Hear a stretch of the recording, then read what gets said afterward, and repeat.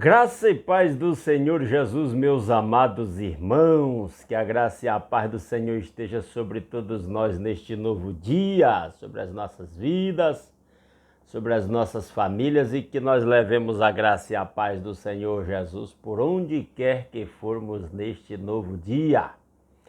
Estou gravando esse vídeo aqui em Estreito, na casa da minha mana Idelvira.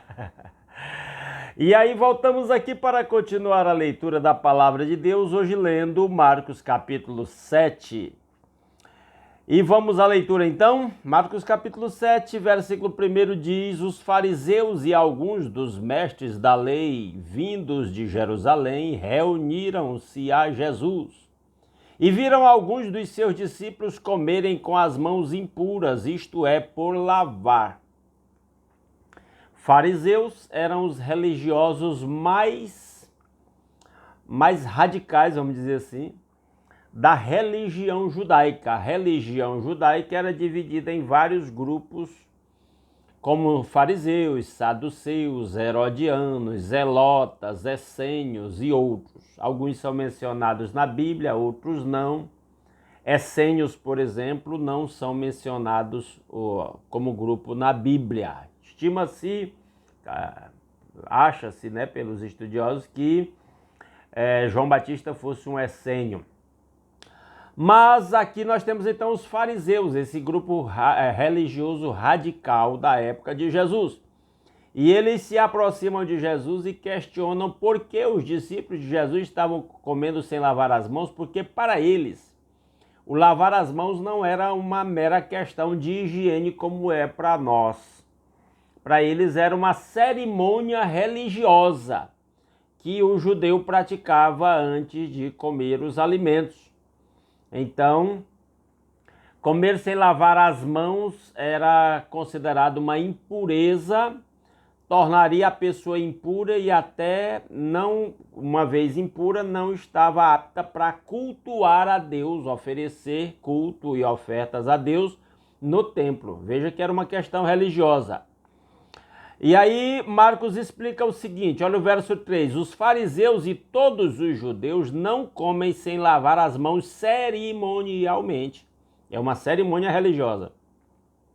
Apegando-se assim à tradição dos líderes religiosos, eram chamados anciãos de Israel, que interpretavam a lei de Moisés e que criaram esses rituais de purificação, inclusive o lavar as mãos. Versículo 4. Quando chegam da rua, não comem sem antes se lavarem.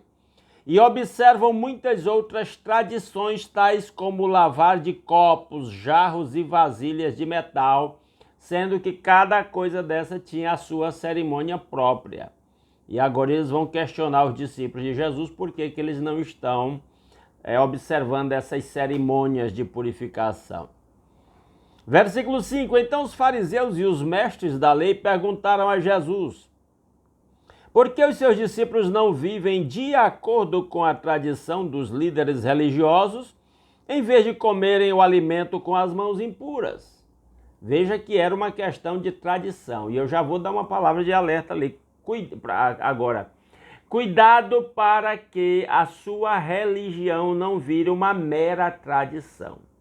Jesus teve sérios problemas com os religiosos da sua época, porque a sua religião se tornou mero rituais, observação de rituais, de tradições religiosas e não algo em espírito e em verdade. Até Jesus diz lá em João que Deus estava procurando adoradores que o adorassem em espírito e em verdade. Versículo 6, a resposta de Jesus. Ele respondeu, bem profetizou Isaías acerca de vocês, hipócritas. Jesus os chama de hipócrita. Qualquer religião que se restrinja a meras tradições e formalidades rituais torna os seus praticantes hipócritas, porque não é da essência e do coração como Deus deseja. Como está escrito, este povo me honra com os lábios, mas o seu coração está longe de mim. Olha a situação. Honra com os lábios, fala, pratica rituais, mas o coração longe de Deus. Verso 7. em vão me adoram. Você percebe como a gente pode adorar a Deus em vão e Deus não está recebendo a nossa adoração se ela não vem da nossa essência, do nosso coração? Seus ensinamentos não passam de regras ensinadas por homens. Ele disse, é só tradição mesmo, ensinadas por homens e não realmente ao mandamento de Deus. Versículo 8, vocês negligenciam os mandamentos de Deus e se apegam às tradições dos homens. Mas vamos primeiro distinguir o que é vontade de Deus, mandamento de Deus e o que é mera tradição humana. Tem muita gente, e eu não estou falando de pessoas de outras religiões não, das nossas igrejas cristãs evangélicas, inclusive batistas, das quais eu faço parte, para as quais as regras das denominações se tornam tradições. As práticas nossas facilmente se tornam tradições que não se aceita modificar, porque tal, viram uma coisa sagrada. Cuidado! Isso não... A gente precisa ter cuidado para que a nossa religiosidade não se transforme em mera religiosidade, não da essência do nosso coração. Aí ele diz, versículo 9, e disse-lhes, vocês estão sempre encontrando uma boa maneira de pôr de lado os mandamentos de Deus, a fim de obedecerem às suas tradições. Eles sempre estavam inventando essas interpretações para criar tradições e até se omitir das suas responsabilidades perante os mandamentos de Deus. Versículo 10, pois Moisés disse, honra teu pai e a tua mãe, e quem amaldiçoar seu pai ou sua mãe terá que ser executado. Então Jesus vai citar um exemplo de uma lei de Moisés para a qual a tradição daqueles anciãos havia criado regras que iam contra, invalidavam a lei de Deus e os tornavam desobedientes. Versículo 11, mas vocês afirmam que se alguém disser a seu pai ou a sua mãe, qualquer ajuda que vocês poderiam receber de mim é corban, isto é, uma oferta dedicada a Deus, vocês o desobrigam de qualquer dever para com seu pai ou sua mãe. Assim vocês anulam a palavra de Deus por meio da tradição que vocês mesmos transmitiram. E fazem muitas coisas como essa. Você entendeu aqui o exemplo que Jesus cita? Moisés havia dado mandamento para o judeu honrar pai e mãe. Para todos nós, honrar pai e mãe.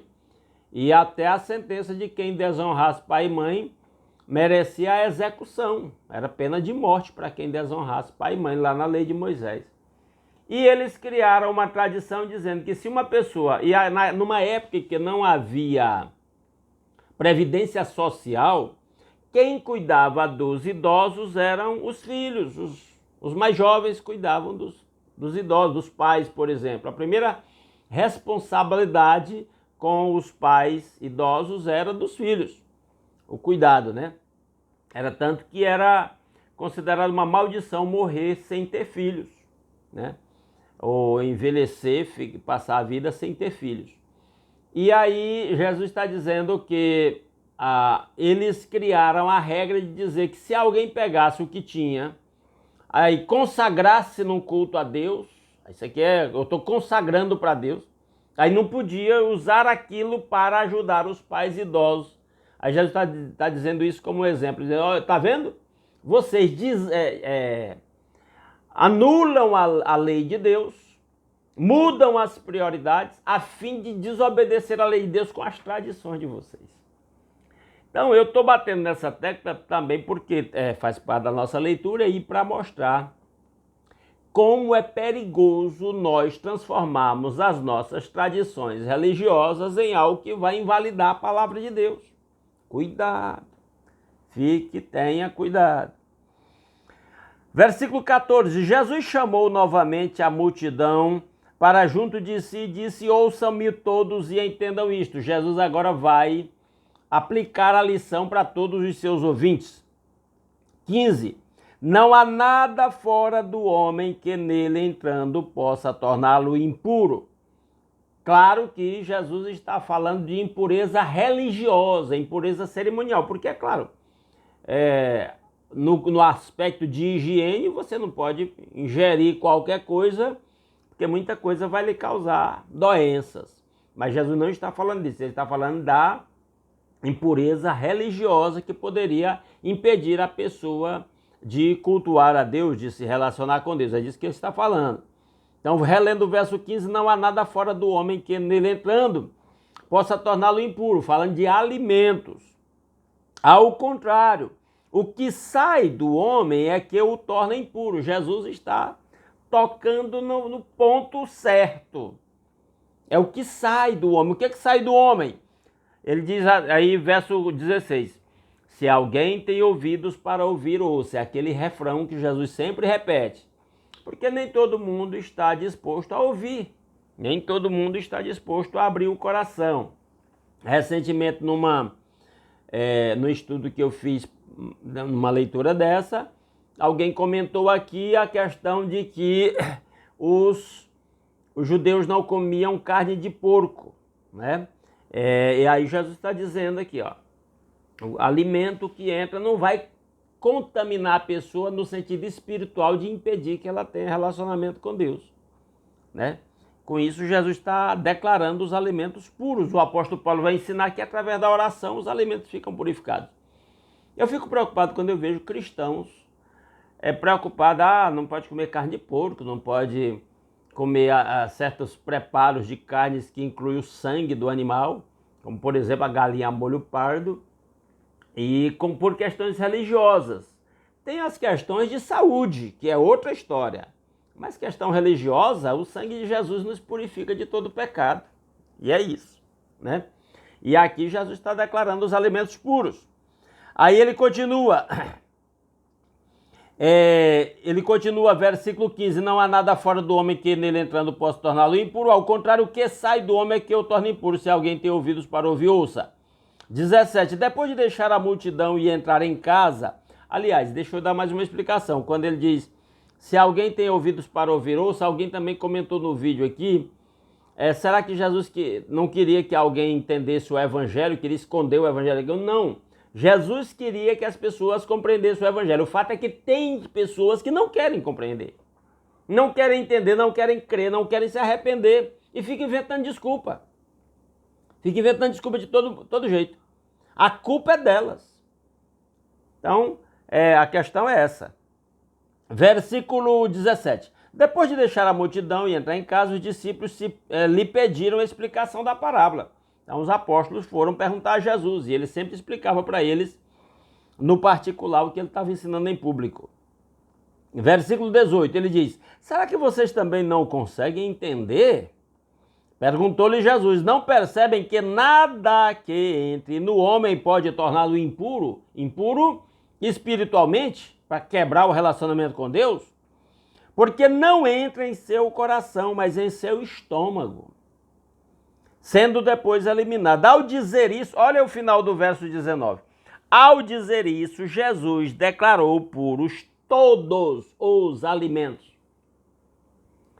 Meu irmão, se você não gosta de galinha molho pardo, por exemplo, carne de porco ou de qualquer outra coisa que lá na lei de Moisés era considerada impura, tudo bem. Se você tem medo de contaminação por algum vírus, bactérias, pelo alimento que ingere, tudo bem, é compreensível. Mas ter medo da ira de Deus, de quebrar a comunhão com Deus por causa de alimentos, seja ele qual for, é bobagem. Isso não tem mais, está aqui, ó. Com isso, ao dizer isso, Jesus declarou puros todos os alimentos. E o apóstolo Paulo diz lá em Timóteo que pela oração e súplica com ações de graças, todos os alimentos são purificados. E aí não tem impureza espiritual que quebra o relacionamento com Deus por causa de alimento, não. Versículo 20, e continuou. O que sai do homem é o que o torna impuro. É interessante isso aqui. Jesus aborda uma coisa nova para aqueles seus ouvintes. Pois do interior do coração dos homens vêm os maus pensamentos, as imoralidades sexuais, os roubos, os homicídios, os adultérios, as cobiças, as maldades, o engano, a devassidão, a inveja, a calúnia, a arrogância e a insensatez. Todos esses males vêm de dentro e tornam o homem impuro. Então não é o que se come que torna a pessoa espiritualmente impura. É o que sai de dentro da pessoa, essas maldades todas que foram citadas nessa lista aqui nos versos 21 a 23. Continuando o versículo 24, Jesus saiu daquele lugar e foi para os arredores de Tiro e de Sidom. Entrou numa casa e não queria que ninguém o soubesse. Contudo, não conseguiu manter em segredo a sua presença. Marcos tem essa característica. Jesus está sempre cercado de multidões e ele não deixa de atender às multidões, ele não deixa de ensinar e de fazer milagres e curas. E aí diz, verso 25, de fato, logo que ouviu falar dele, certa mulher cuja filha estava com um espírito imundo, veio e lançou-se aos seus pés. E note que Jesus estava nas regiões de Tiro e Sidom, que eram regiões não dos judeus, eram de povos vizinhos lá.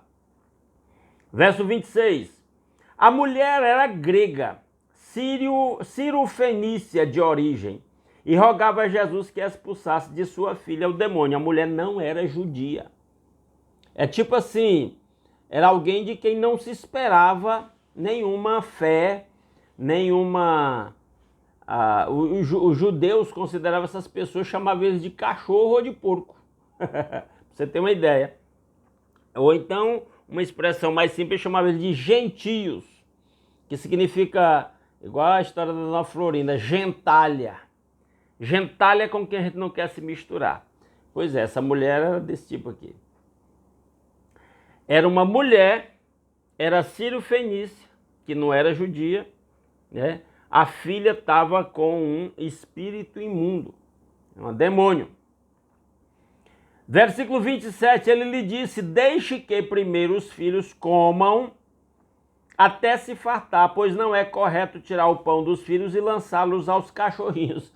Jesus usou para aquela mulher uma expressão que os judeus usavam, assim, indiretamente, chamou ela de cachorrinho. É claro que Jesus estava testando a fé daquela mulher, até para ressaltar a fé e a fidelidade, a humildade daquela mulher.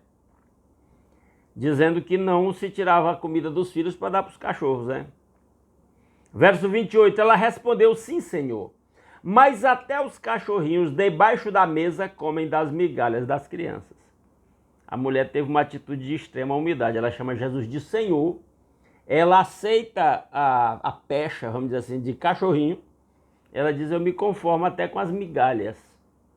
E aí ela mostra a grandeza de Jesus com essa atitude, mostrando que até as migalhas de Jesus podiam ser uma resposta para o problema da filha dela que estava endemoniada. Versículo 29, então ele lhe disse, por causa desta resposta, você pode ir. O demônio já saiu da sua filha.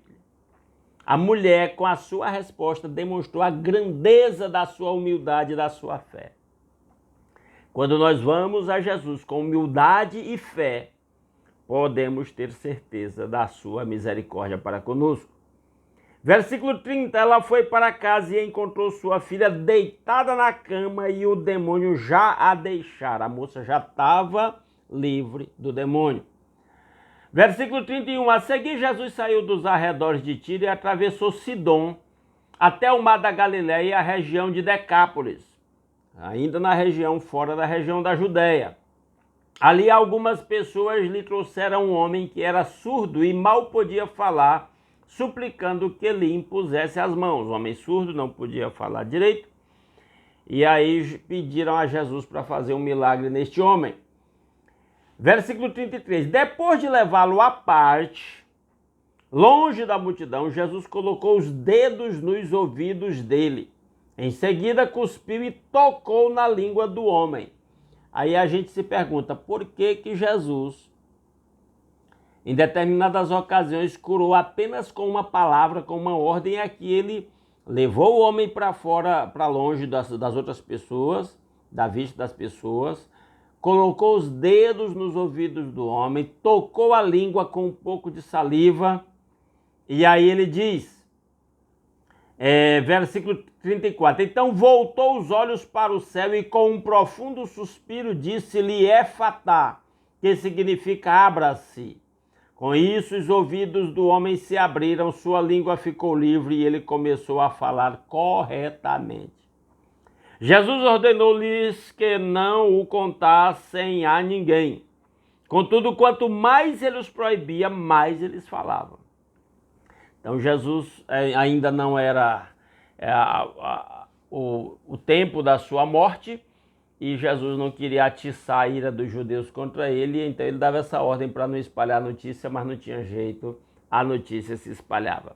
Versículo 37, o povo ficava simplesmente maravilhado e dizia, ele faz tudo muito bem, faz até o surdo ouvir e o mudo falar. As pessoas estavam impactadas com o que Jesus fazia por elas. Esse é o nosso Senhor Jesus Cristo. É nele que nós depositamos a nossa fé e a nossa esperança. Que ele mesmo sustente os nossos corações, nos ensine a sermos humildes e cheios de fé, como aquela mulher Ciro-fenícia de quem não se esperava nada. É o velho ditado. De onde não se espera é de onde vem, né? Foi o caso ali. Que Deus aplique a sua palavra aos nossos corações. Amém, povo de Deus? Não saia sem deixar um like nesse vídeo, compartilhe aí nos seus grupos de WhatsApp, grupos familiares, grupos de amigos, grupos de irmãos da igreja. Se puder compartilhar no Twitter, que é o atual X, ou X, ou no Facebook, ou outras redes sociais em que você possa compartilhar esse vídeo. Faça isso que você estará ajudando o vídeo a ganhar alcance, alcançar mais pessoas. Deixa seu comentário aí concordando ou discordando de alguma coisa que eu falei, ou até destacando algo que eu deixei passar desapercebido, quais os seus aprendizados e impressões a respeito desta leitura. Tá bom? E se alguém está na primeira vez aqui neste grupo, neste canal, e ainda não está inscrito e gosta desse conteúdo e quer continuar acompanhando a leitura de um capítulo da Palavra de Deus todos os dias aqui, se inscreva no nosso canal, está convidado a se inscrever, tá bom? Vamos orar então? Nosso Deus e nosso Pai maravilhoso, muito obrigado por mais um dia que o Senhor acrescentou à nossa existência, obrigado pela noite de paz, obrigado por acordar com saúde, obrigado pelo nosso lar, pela nossa família, pelo pão de cada dia suprindo nossas mesas, pela proteção com que o Senhor nos tem cercado. Obrigado pelo trabalho com que cada um ganha o sustento da família. E em nome de Jesus, se alguém está desempregado, abra portas de emprego em nome de Jesus. Se alguém, ó Deus, faça prosperar o trabalho de cada irmão. Se alguém está passando dificuldades, ó Deus, está endividado, que o Senhor providencie soluções financeiras para cada um. Dê sabedoria a cada um para administrar os recursos que o Senhor tem confiado aos seus servos, através do seu trabalho. Faça prosperar o seu povo. Ó Deus, para que viva com liberdade e liberalidade no seu reino, tendo tudo que lhes é necessário para a sua manutenção. Que a bênção do Senhor esteja sobre a saúde de cada um dos meus irmãos, preservando a saúde, restaurando a saúde de quem está doente.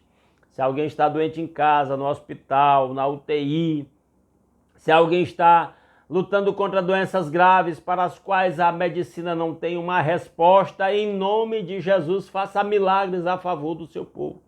Se o Senhor quer usar os médicos, os medicamentos, as intervenções cirúrgicas, seja feita a sua vontade. Que a bênção do Senhor esteja sobre cada lar de cada um dos meus irmãos.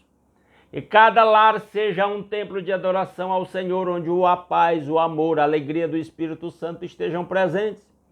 Onde haja harmonia entre os casais, entre os pais e os filhos, entre os irmãos, que os lares sejam lugares de acolhimento, de aconchego, de harmonia entre os membros da família, lugar de segurança, estabilidade emocional, até física, meu Pai. Abençoa cada lar. Abençoa a sua igreja, cada igreja local.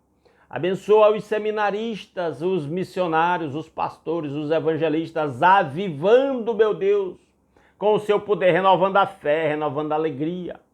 chamando para a santidade que o seu povo, que se chama pelo seu nome, se humilhe, ore, busque a sua face e se converta dos seus maus caminhos, para que o Senhor ouça do céu, perdoe o nosso pecado, sara a nossa terra, que cada congregação local continue cumprindo a missão para a qual o Senhor a instituiu, de abençoar as pessoas com o evangelho de Jesus Cristo, que é o poder de Deus para a salvação de todo aquele que crê. Providencia os pastores para liderar as igrejas que estão sem pastores. Homens piedosos, segundo o seu coração, que apacentem o rebanho do Senhor com prudência e com inteligência. Tudo isso nós pedimos, ó Pai, confiados no Senhor Jesus Cristo, a maior de todas as bênçãos. Seu sacrifício na cruz em nosso lugar e o perdão dos nossos pecados e a nossa reconciliação com o Pai. O privilégio de fazer parte do seu povo, o livre acesso à sua presença pelo novo e vivo caminho. Ó Deus maravilhoso, que a bênção do Senhor esteja sobre o seu povo durante esse dia, para que por onde quer que nós vá, nós possamos ir levando a bênção do Senhor para aqueles que cruzarem o nosso caminho, para que em tudo o nome do Senhor seja glorificado através das nossas vidas. É a petição que fazemos agradecidos em nome de Jesus. Amém. Aleluia. Meus amados irmãos, mais uma vez, muito obrigado pela sua companhia. Se Deus quiser, amanhã às 5h30 da manhã estaremos aqui mais uma vez, continuando a leitura da Palavra de Deus. Um grande abraço a todos.